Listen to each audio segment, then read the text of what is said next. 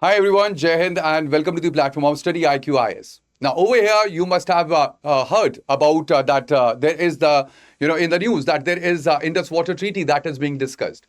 Now this is about recent conference, the international conference that was organized in Pakistan, and again when it comes to the news, so there is a news that I'm talking about from the Indian side that says that the Indus Water Treaty, it continues to be in abeyance.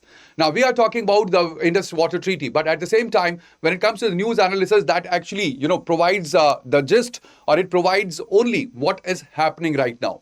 So ultimately, we just forget about the background. We forget about what are the current perspective or the current projects which are being discussed, and even about the treaty which is being held in abeyance. So what actually the things that the Pakistan have in its arsenal, and what India can do related to the treaty. So these are the things that we'll be discussing moving ahead, because ultimately this is the article that I'm talking about that was in the news, that there will be no revival of the Indus Treaty if Pakistan does not end the terrorism. Now, these are the things that we'll be discussing in our today's session, and that is about the ground truth. That is, we'll be talking about the Indus Basin geography, even the 1960 treaty that was signed and brokered by the World Bank. We'll be also discussing about the allocation and the projects as well. Now we'll be talking about the flashpoints also. Now there are certain flashpoints which are between India and Pakistan related to Indus water, which relates to Kishan Ganga and the Ratel Dam, and also the newly proposed Chenab Bias link. So we'll be talking about this as well, and then we'll be seeing that how the treaty's own dispute machinery had been split into two different segments or competing tracks, where we have the neutral expert and the court of arbitration, and how India and Pakistan, they seize both of them. And then we'll be talking about the road ahead, that is, what is the toolkit for the Pakistan for the Indus Water Treaty, and also what are the India's path which are open to India. So these are the things that we'll be talking about in this session. But before moving ahead, let me tell you that if you are preparing for the civil services for 2027, 28 or 29, then you can join the GS Foundation batch Resolution P2I for English medium. And these batches are based upon the SMART model. And ultimately, you can join this by using the code BRS Live that will give you or fetch you the maximum discount. Now, when it comes to the basin, please remember that the Indus River, it has basin spread over the four of the nations or four of the countries. We have very limited or very less of the basin that spans in Afghanistan. It is just 6%, followed by China, where it is 8%. Then we have India, where it is 39%, and Pakistan has a maximum that is 47% of the basin that lies in Pakistan. Now, it is also very important to note over here that 9 out of 10 Pakistanis, they live within the Indus Basin, which actually irrigates over 90% of the country's crops and feeds all 21 of its hydel power projects which are there. Now, when it comes to the treaty that we have, so there was the water that was allocated under the 1960 treaty. And here, when it comes to the allocation, that was in the case of MAF. MAF is, over here, I'll write this. MAF is a million acre feet. So that is you can say criteria that was utilized for the water allocation or the mean flow. And India got the eastern rivers, that is, we have Ravi, Bias and the Satluj River, which were given to India. They are exclusive for the Indian purpose. And the mean flow over here would be nearly about 33 MAF. Then there are the western rivers which were allotted to Pakistan. That is, there is Indus, Jhelum and Chenab which are there. And over here, the flow is nearly about 135 MAF. So there is the limited use that was given to India for the purpose of the west flowing rivers, where the India is permitted to plan and build the run of the river hydropower generation. Now, run of the river are where we have very limited or no storage of the water that is done. All right, so it does not impact the flow of the water. Then we have the limited agriculture irrigation, where we have the specified acreage that had been limited. Then we have the navigation rights, the floating of the property, and even the fish culture that was, or these rights were provided to India with respect to the western rivers. Now, India is actually controlling nearly about 20% of the total system, the Indus system flow, and the Pakistan controls nearly about 80% of the flow that we are talking about. So over here, hey, we have the Indus and its tributaries, where we have the western rivers. We have Indus, Jhelum and Chenab, which were actually allotted to Pakistan, and then we have Satluj, Bias and Ravi, which were allotted to India. Now, over here, when it comes to the Indus, Water Treaty. So, Indus Water Treaty has various articles which are there. Now, Article 1 to 2, it actually defines the Indus system rivers and then allocates the eastern rivers to India and the western rivers to Pakistan. That is under the Article 1 and 2. Then we have the Article 3 and 4, which actually lists the India's permitted use on the western rivers, which is the irrigation ceilings, the non-consumptive hydropower usage that is mentioned under Article 3 and 4. Then there are annexures as well. The annexure D and E, basically there is the technical design criteria that had been laid down for the run of the river plants, that is under annexure D, and even the storage works that is under the annexure E that India may build. Then there is Article 8. The Article 8 actually establishes the Permanent Indus Commission. Now, in this Permanent Indus Commission, there has to be one commissioner from each side, and there has to be annual meetings and the data exchange that had been provided under the treaty for works. And then we have Article 9 and Annexure F and G. So over here, the dispute ladder is provided. That the first dispute ladder is the Permanent Indus Commission, and if it fails, so there would be a neutral expert that will be a technical expert, and then there is a court of arbitration that is a legal mechanism that had been provided. And then we have Article 12 as well, where it says that a treaty, it continues in force until terminated by a mutual agreement. That is, there is no unilateral exit clause that basically exists. Now, these are the projects which are there operational right now on the Chenab and the Jhelum as well. So we have Salal project that is on Chenab in Riyasi in Jammu Kashmir, and there is no drawdown flush. There had been heavy silting and it was desilted in 2025-26. Then there is Baglihar, which is again on Chenab, that is in Ramban in Jammu and Kashmir. And over here, this is where we are talking about 144.5 meter dam, and there was a neutral expert case in 2005-7 as well. Then there is Dulhasti, that is again on Chenab in the Kishtwar. Then there is the Kishan Ganga project, which is basically on Kishan Ganga. That is the tributary of Jhelum in Bandipora in Jammu and Kashmir. And there was the Permanent Court of Arbitration Award that was given in 2013 that mandated that there should be 9 cubics of the minimum flow that should be there to Pakistan. Then there is Uri Dam that is located in Baramulla in Jammu Kashmir on Jhelum, and also there is the expansion of the Uri 1 that is going on. The stage 2 expansion is right now going on. Then we have the lower Jhelum in the Jhelum, that is on the Jhelum in Jammu and Kashmir, and also Upper Sindh 1 and 2, which is on the Sindh Nala, that is again a tributary of Jhelum. So these are the plants that are right now operational. But there are certain proposed plants as well which are under construction and they had been planned or. So we have another, project that is Rattle Dam that is there on Chenab. Now this is under construction and this is of 850 megawatt.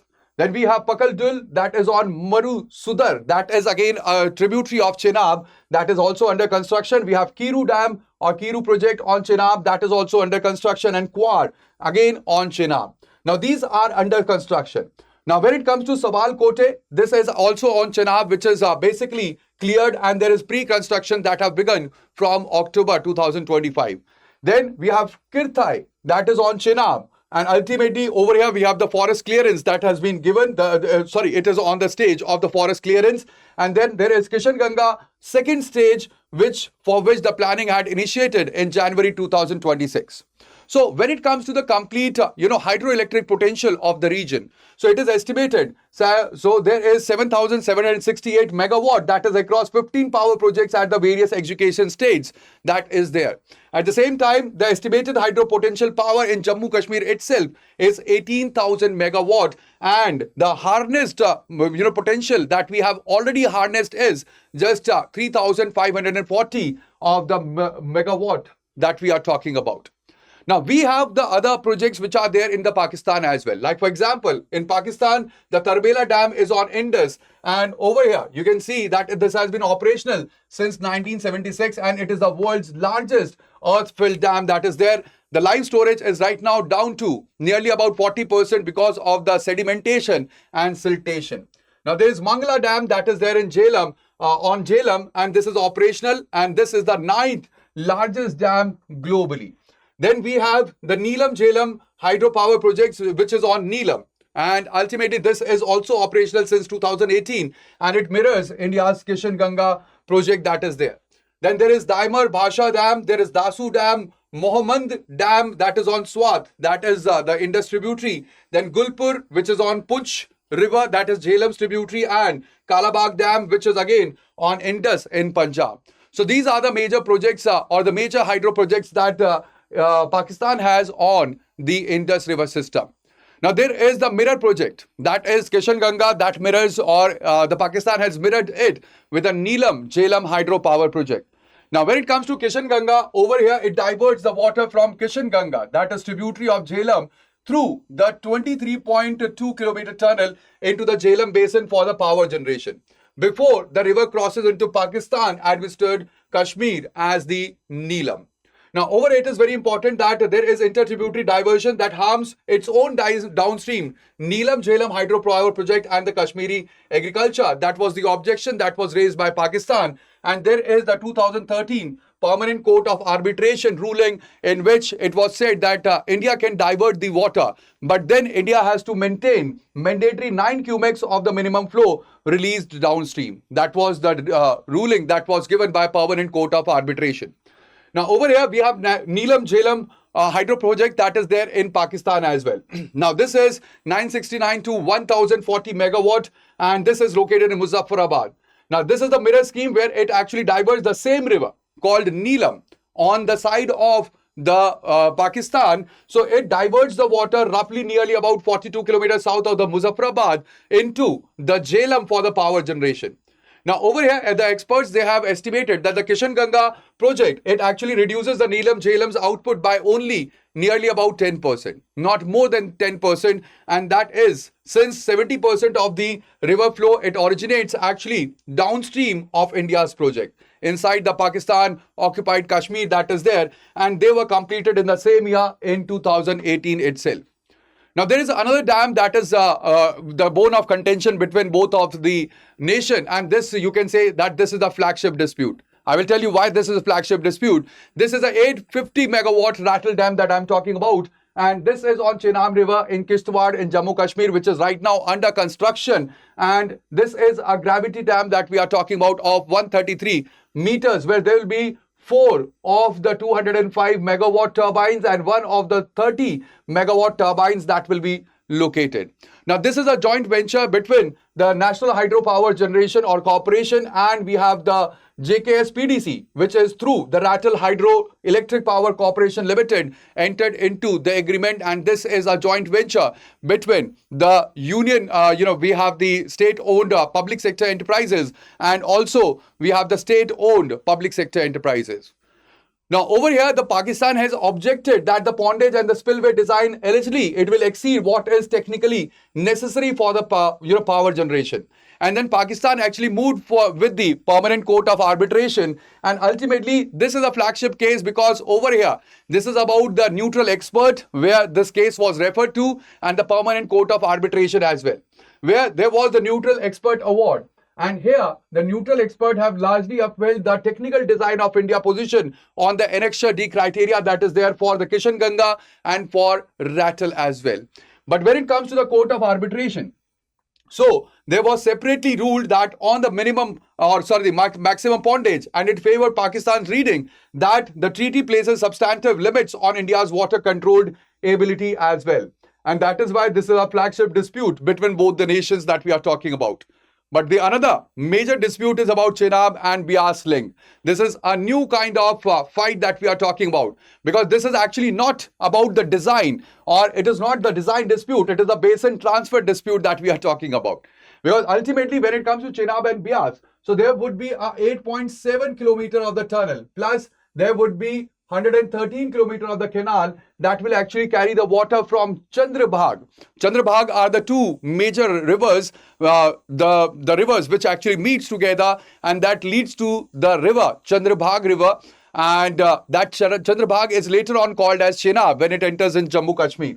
So the Chandrabhag are the headwaters for the Chenab, which is a western river. Now this is the bone of contention because it is a western river, which is the entitlement of Pakistan. So over here, this is where there will be a tunnel and a canal that will be constructed that will move the water from Chandrabhag headwaters westward into the Beas river. or the Beas Basin, which is the Eastern River, India's exclusive entitlement. So it will feed the Indira Gandhi Canal system in Punjab, Haryana and Rajasthan, and the complete estimated project cost is basically 2,600 crore rupees. Now for this, the e-tenders have already been invited in May 2026. Also, there is nearly about 1.9 MAF per year that will be a surplus of the water that will be diverted annually, and there would be additional domestic hydropower potential of 4,000 megawatt that we are talking about. Now, this is about the interlinkages of the river. All right, this is the plan that was initially, it was conceived in 1980s and championed by, Prime Minister Vajpayee in 2002. So over here, the legal objection is not about the design. Over here, the legal objection is that the treaty, it confines India to use the eastern river waters. And when it comes to the western river uses, so that is to the drainage basin thereof. The basin, Beas Basin, is actually not the Chenab drainage basin. Both the drainage basins differ. And ultimately, the critics argue that this is the category the treaty simply does not contain, unlike a pondage or the spillway argument that is there in the treaty itself. So over here, the Pakistan is calling it the evidence that India is treating the western rivers as the flexible national resource pool rather than the treaty-bound allocation that must be there. So this is the complete timeline. When it comes to the timeline of the disputes between India and Pakistan regarding the Indus River, so it was in 2016 that Pakistan have asked the World Bank to convene a court of arbitration over Kishanganga and Ratel. India, in parallel, have asked about the neutral expert for the same issues, and this is where we are talking about the parallel proceeding problem in the case of the Indus Water Treaty. Then in 2023, India have issued Article 12.3. That is the notice seeking about the treaty modification, citing that Pakistani intransigence, and the Court of Arbitration issued an award on competence on 6th of July. Also, it rules itself as the validly constituted, despite that there had been objection by the India and there had been non-appearance of India in the Court of Arbitration. Then in 2024, India have stopped convening the Permanent Indus Commission, insisting that the two sides, they must decide and discuss the treaty modification first, for which the notification had already been issued in 2023. Then in 2025, we had the Pahalgam attack on 22nd of April, and after the attack, it was on the 24th of April that the Indus Water Treaty, it was kept in abeyance since then. Now, what has happened after the abeyance? So after the abeyance, you will see that in May 2025, India halted the flow at Baglihar as a punitive step. Now, over here, the Court of Arbitration invites the written submission on abeyance effect on the jurisdiction. Only we have the Pakistan which have filed the response. Then in June 2025, the Court of Arbitration supplementary award was awarded, where it has unanimously hold that the Indus Water Treaty has no unilateral abeyance clause and jurisdiction stands. India have rejected the award by the Court of Arbitration as illegal. Then in August 2025, the Court of Arbitration issued a binding interpretation award. India must let the western river water flows for Pakistan's unrestricted use and subject to strictly construed exceptions which are provided in the Indus Water Treaty. Then later on 9th of February 2026, the Court of Arbitration deadline was there for India to produce the project data passes without any kind of compliance by the India. And in May 2026, there had been neutral expert award, which have favored India's technical design when it comes to Ratel Dam, when it comes to the Kishanganga Dam. And there is the Court of Arbitration separate pondage award that favors the Pakistan. But at the same time, India have rejected any of the proceeding of the Court of Arbitration. Also in June and July, India confirms its abeyance will continue until the Pakistan completely stops its cross-border terrorism. There's also the Pakistan's defense minister who have called for the water security, a potential cause for the war as well. And there is a seminar that had been, or the international, the conference that was organized by the Pakistan as well in, June 2026. Now, this is where we are talking about that we have one treaty, but we have two different or competing codes which are there. We have the neutral expert talks or the TAC, which or here the India participates fully. This is World Bank appointed technical expert that we are talking about. His name is Mikhil Lino. He had been appointed 6 October 2022.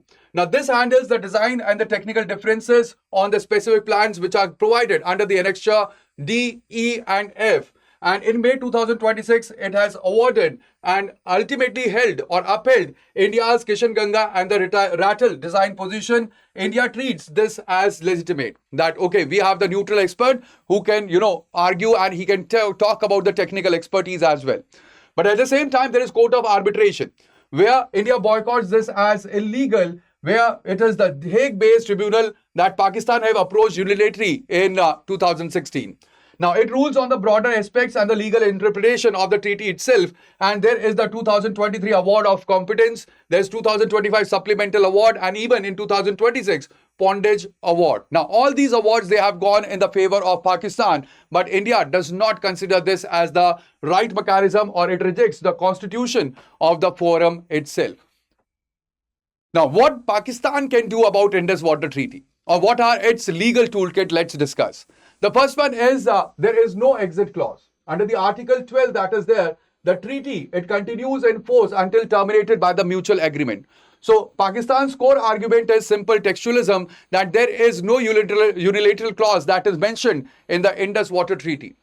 Then there is the VCLT Article 60 as well. That is Vienna Convention on Law of Treaty. Let me write it over here so that you remember this. This is Vienna Convention on Laws of Treaties. So over here, India cannot invoke the material breach as per the Article 60, because ultimately the Indus Water Treaty, it contains no terrorism linkage clause for the Pakistan to have breached. So as per the Pakistan, as per the VCLT, it has not breached the treaty that is there, because there is no terrorism linkage clause which is there in the Indus Water Treaty itself. There is also Article 62.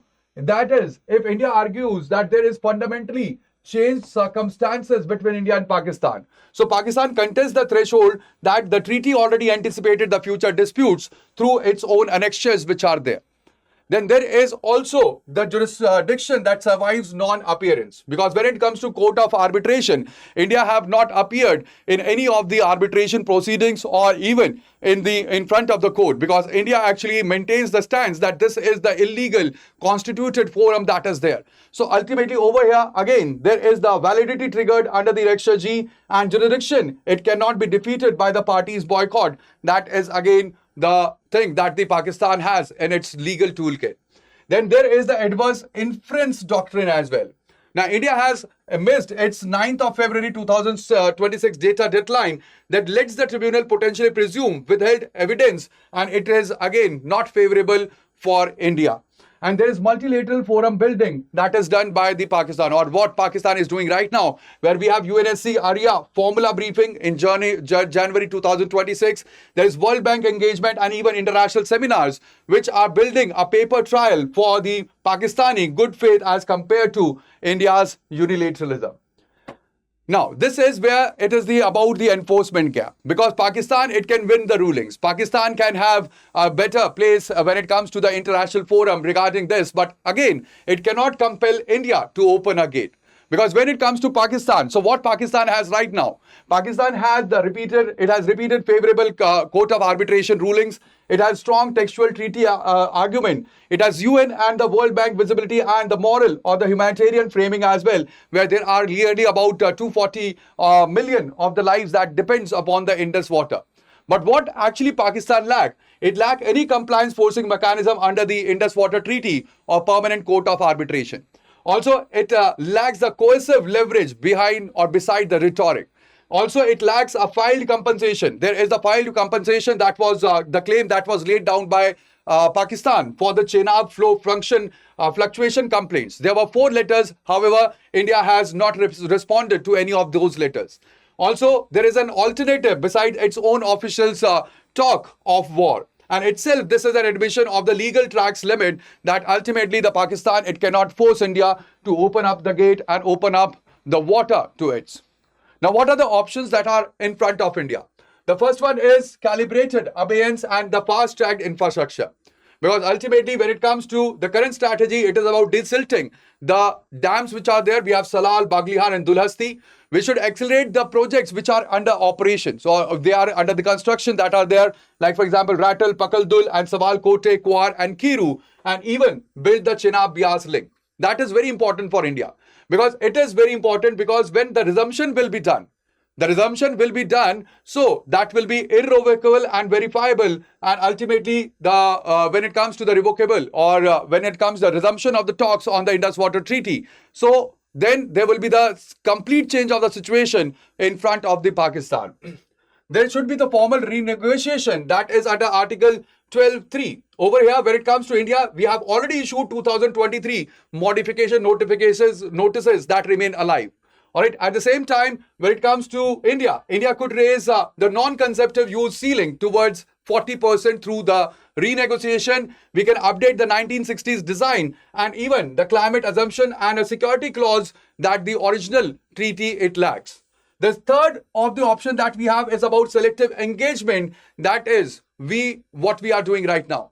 That is when it comes to the neutral, expert. So for the neutral expert, we are okay. The neutral expert, it can examine the technical capabilities of the dams. But at the same time, there is strict no about the court of arbitration. Also, when it comes to the full termination, that is what also the India can do. India can invoke Article 60, that is material breach, citing the terrorism, and even Article 62 about fundamentally changed circumstances, that is the climate and even demography. And by using these articles, we can go for the permanent abeyance of the Indus Water Treaty as well.